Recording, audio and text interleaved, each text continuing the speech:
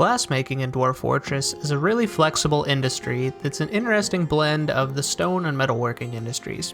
A simple glass industry can be easy to set up, but difficult to get running smoothly, as it's not quite as straightforward as a stone or a woodworking industry. But in this guide, we'll mainly be going over how to automate sand collection, as it's the most unintuitive process. We'll also touch on the different types of glass, a brief overview of the pearl ash production industry, and because they really deserve a video of their own, we won't be getting into any of the advanced hauling techniques, but keep in mind some may be required if your fort is using magma furnaces. This flowchart borrowed from the Dwarf Fortress wiki, shows us the industries needed to support a glass industry, the different types of glass, and the various types of glass products the industry can produce. The three types of glass you can make at a glass furnace are green glass, clear glass, and crystal glass. The main difference in these types of glass is mostly their value, green glass being the least valuable, and crystal glass being the most. We'll start with sand collection, as it's needed for both green glass and clear glass. First, you'll need to designate a sand collection zone. It only needs to be one tile, because fortunately sand is infinite, but ideally you want this zone to be as close to your glass furnace as possible. This sometimes can be difficult, especially if you want to use magma glass furnaces, because magma is often found at the bottom of the map and sand at the top. If you find yourself in a position where your sand collection zone is miles from your glassworking furnace, you may have to increase the number of sand bags you keep on hand, set up a minecart system to deliver the bags to where they need to go, or find some more creative management solutions. Often, it's best to have one glass furnace near your sand collection zone dedicated solely to collecting sand so as not to slow down the glass production itself. To set this up, select the glass furnace, click Work Orders, set General Work Orders to 0, then create a new work order in the workshop to collect sand. I typically set this to collect sand one at a time to avoid any sort of conflicts. But the tricky part of this happens in the conditions sections. As you can see, we don't have any suggested conditions here. So the first one we're going to want to set up is for empty bags.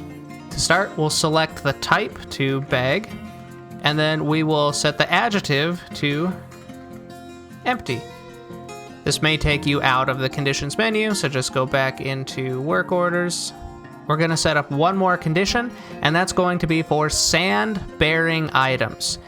Now, to change that, we're going to choose the adjective and type in sand-bearing.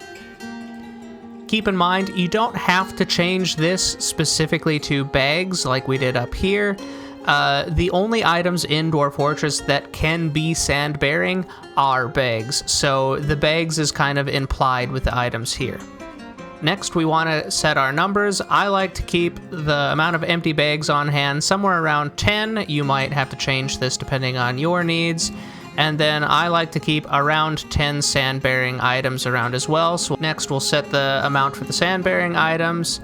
We're going to want to go to greater than, and I typically like to keep these about 10 as well. Now, because green glass only requires sand and maybe fuel, all you need to do is put in orders for whatever products you want to create. As a last note, you may want to add linked stockpiles to move your sand bags from the sand collection furnace to the glass making furnace. This can improve the efficiency by reducing the amount of time your glassmaking dwarf spends hauling a sandbag to the furnace, but this may actually reduce the efficiency and increase cancellation spam if you have insufficient hauling capability. This happens because your manager issues the task because you have more than X sandbags, but your glassmaking dwarf will cancel the job because the sandbags aren't technically in the correct stockpile. Again, all the methods you can use to send your sandbags to your glass furnace is a video by itself, so unfortunately we won't cover it here. Clear glass requires the same infrastructure as green glass, but also requires a bar of pearl ash in addition to a sandbag. The entire pearl ash production chain is a little outside the scope of this video, but a quick TLDR is, take wood logs and turn them into ash at a wood furnace, then turn the ash into potash at an ashery, finally turn the potash into pearl ash at a kiln. All the work orders associated with production chain are really straightforward. Just add the suggested conditions for each work order and you'll be fine. Almost every step in this process requires fuel to produce items, so if you intend to make a lot of clear glass, I highly recommend the use of magma furnaces. Unlike green and clear glass, crystal glass actually doesn't use sand, but like clear glass, it does use a bar of pearl ash. The catch is it also uses rough rock crystals, and rock crystals are a gem that aren't available on every map. The maps that do contain rock crystals also often don't contain a large enough quantity to make mass production of crystal glass feasible. However, you can make a limited number of very valuable items out of crystal glass if you need to. With that, I hope you now understand some of the basics of the glass industry, particularly the sand collection process. If you enjoyed the video, please leave a like and drop a comment if you have any other topics you want covered.